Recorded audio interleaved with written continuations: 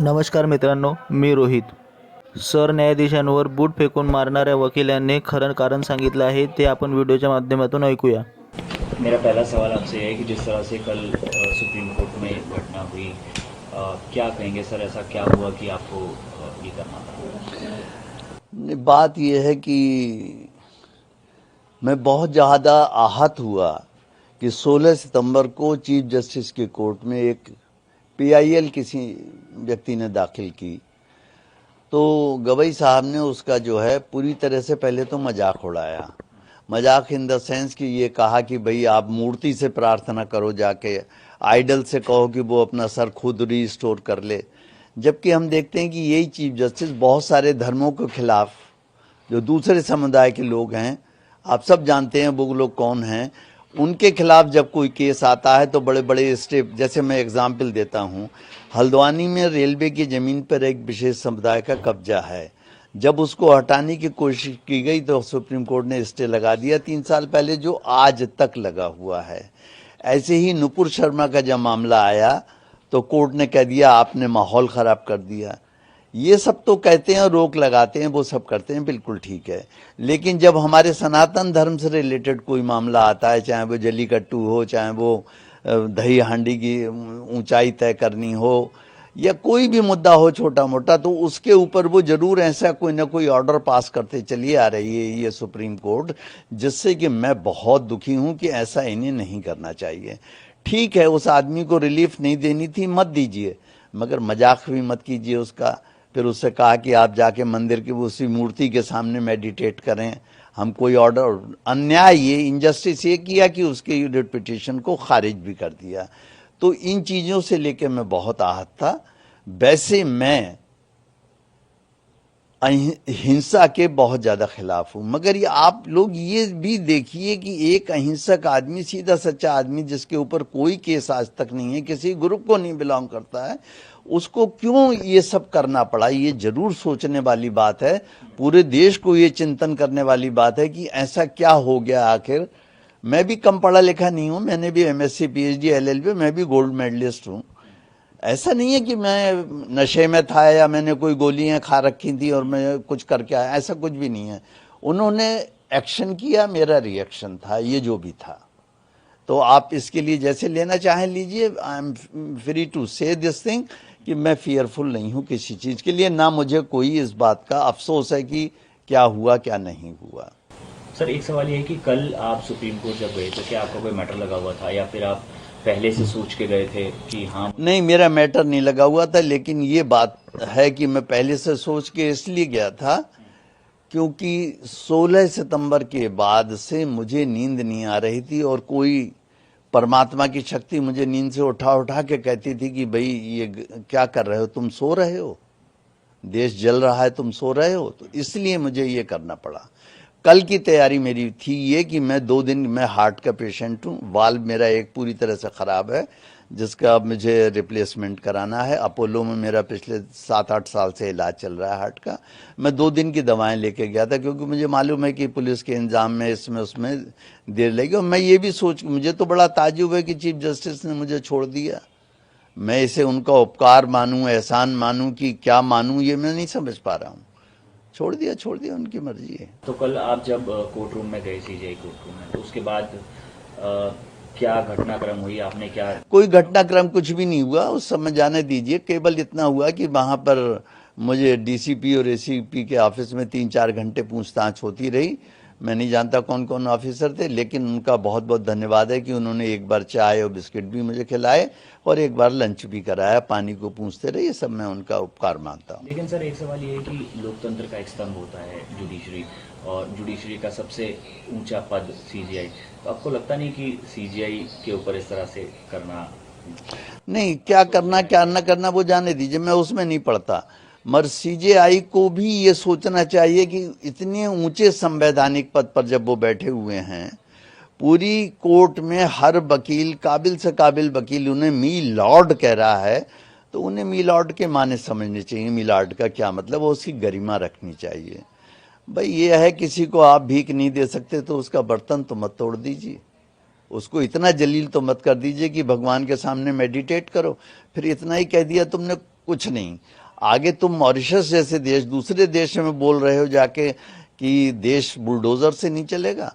अरे मैं क्वेश्चन है मेरा सीजेआई से भी और जितने मेरा विरोध कर रहे हैं कि मुझे बताइए कि जिन लोग, मैं बरेली का पैदा हुआ हूँ, बरेली कॉलेज से मैंने बीएससी किया है, मैं बरेली में बड़ा पला हूँ, मेरा मकान है बरेली में, मेरे पेरेंट्स रहते थे। मुझे ये बता दो कि जिन लोगों के खिलाफ बुलडोजर चला रहे हैं, उन्होंने सरकार की संपत्तियों पे कब्जे कर रखे हैं, बड़े बड़े महल बना रखे हैं, होटल बना रखे हैं, मैरिज के लॉन बना रखे हैं, उन्होंने, उनके खिलाफ क्या योगी जी जो बुलडोजर चला रहे हैं वो कार्रवाई गलत है? उन्होंने अवैध जमीनों पर कब्जा कर रखा और तुम रोक लगाते जा रहे हो, हाई कोर्ट सुप्रीम कोर्ट वाले। तुम ये नहीं सोच रहे हो कि तुमने हल्द्वानी में जो जमीन रेलवे की, मैं हल्द्वानी भी जा चुका हूं, मैंने वो झुग्गी झोपड़ियां भी देखी हैं। आपने हल्द्वानी के रेलवे लाइन के दोनों तरफ ये पड़े हुए हैं, उस पर 3 साल से रोक लगा कि यही सुप्रीम कोर्ट बैठा हुआ है। बोलिए क्या उनके लिए, जब एक अवैध संपत्ति है तो उस पर काहे की जरूरत है, क्या जरूरत है? आप बाद में वो केस लेके आते हैं, आप उस केस को डिसाइड कीजिए कि भाई ये जमीन इनकी थी, वापस कर दीजिएगा उन्हें। मगर ये तो नहीं कि पहले से ब्लैंकेट बैन कर दिया कि साहब इस पर बुलडोजर नहीं चलेगा। इन सब चीजों से मैं आहत हूं और रहूंगा। सर इसके अलावा एक सवाल ये भी है कि सनातन के खिलाफ भी बोलने वालों की संख्या बढ़ती जा रही है, इस पर आपका क्या कहना है? नहीं, अब बात यह है कि भाई हजारों साल हम सबके गुलाम ही रहे, जो छोटी छोटी कौम आई वो हम पे राज करके चली गई, वो केवल इसलिए क्योंकि हम हमेशा बहुत टॉलरेंट रहे, आज भी हम टॉलरेंट हैं। लेकिन जब हमारा अस्तित्व खतरे में है तो मैं चाहता हूं कि सनातनी कोई भी चुप ना बैठे, घर में कुछ ना कुछ जो जिस स्तर पे कर सकता है वो करे।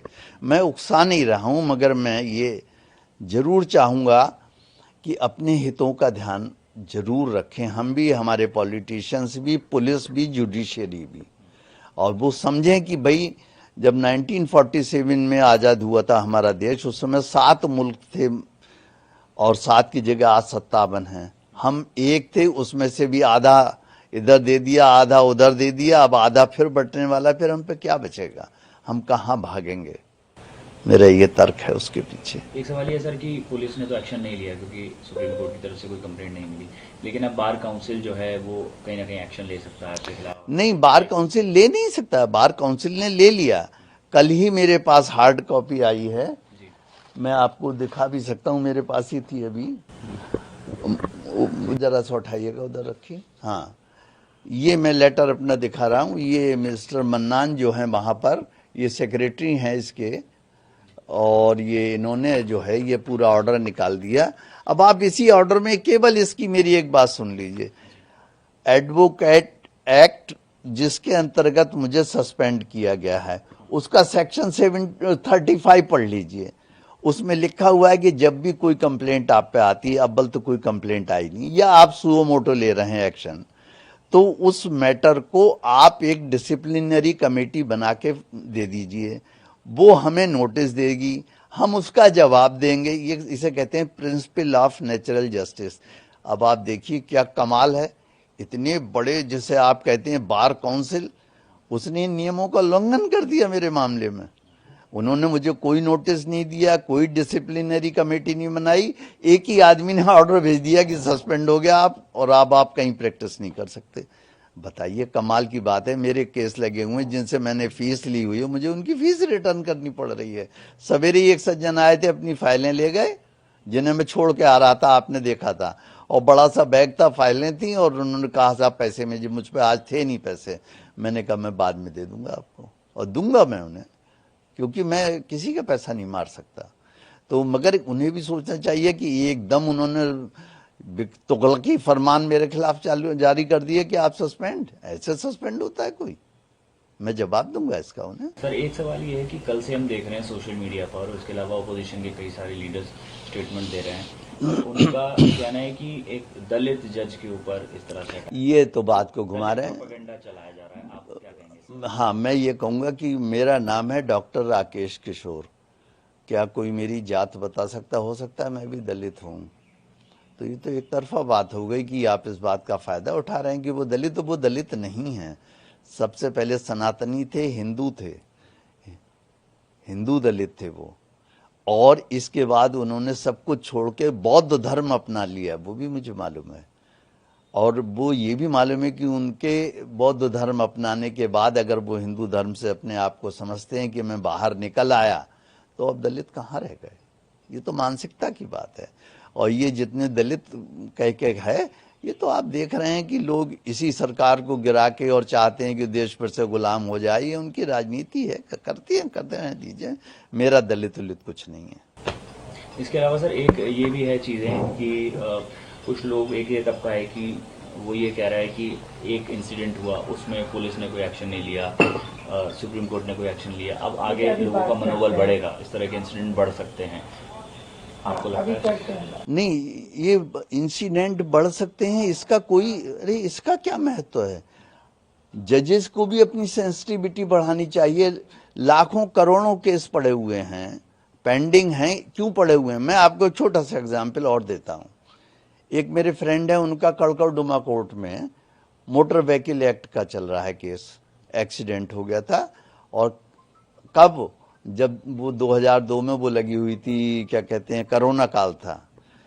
और उसमें साफ उसने खुद कहा है, विक्टिम ने, कि मैं रॉन्ग साइड से मोटरसाइकिल लेके आ रहा था, हेलमेट नहीं लगाए हुए था, ड्राइविंग लाइसेंस नहीं था, और एक्सीडेंट के सीन पे कोई स्क्रैचिंग निशान नहीं है पहियों के। जब मैंने जज की पिछली बार मैं गया उनकी अदालत में, मैंने कहा हुजूर ऐसे, तो उन्होंने कहा आप क्या चाहते हैं, मैं अभी केस खत्म कर दूं। कमाल है भाई, ये तो प्राइमा फेसाई चीज है कि अगर आदमी ये गलत आ रहा है, ड्राइविंग लाइसेंस नहीं है, मोटरसाइकिल चला रहा है, और गाड़ी के एक्सीडेंट भी ऐसे नहीं, उसको वो तो गिरा मोटरसाइकिल से, उसकी पैर की हड्डी टूट गई। ये तो नहीं थी कि हमारी गाड़ी का पहिया चढ़ गया और हड्डी के टूट के कुर्चा कुर्चा हो गया और जरा जरा सी चिप्स उधड़ गई उसकी। कुछ नहीं हुआ, ना मोटरसाइकिल डैमेज हुई, ना कार डैमेज हुई। अब इस पे आप केस 4 साल से चल रहा है, और वो जिसके खिलाफ चल रहा है वो बहुत बड़े हॉस्पिटल में बेचारे डॉक्टर हैं, वो हर डेट पे हाथ जोड़ कर खड़े हुए हैं वहां पे। तो ये इस तरह से केस के प्रोसेस ऐसे बना लिए हैं कि बढ़ाते चले ही चले जाओ ऐसे। तो इसमें कोई क्या करेगा। सर एक आखिरी सवाल, क्या जो घटना हुई कल की, क्या अफसोस है सर आपको? बिल्कुल अफसोस नहीं है, ना ना ना ना ना, मैं माफी मांगने वाला हूं, ना मुझे अफसोस है। मैंने कुछ भी नहीं किया है। आप मेरे ऊपर सवाल उठा रहे हैं, परमात्मा ने जो करवाया वो मैंने किया, मैं करता नहीं, महज साक्षी हूं। वो उसने करवाया, उसकी इच्छा पूरी हो। उसकी इच्छा होगी कि मैं जेल जाऊं, या मुझे फांसी लगा दी जाए, या मुझे मार दिया जाए, तो वो परमात्मा की इच्छा है। मैं कहता हूं वो परमात्मा की इच्छा पूरी हो। मैं 72 साल का हो गया हूं, अब मैं कब तक झेलूंगा इस तरीके की घटनाएं, ये मुझे आप बता दें। अशाच नवनवीन व्हिडिओसाठी अपडेटसाठी चॅनलला लाईक करा, सबस्क्राईब करा. धन्यवाद.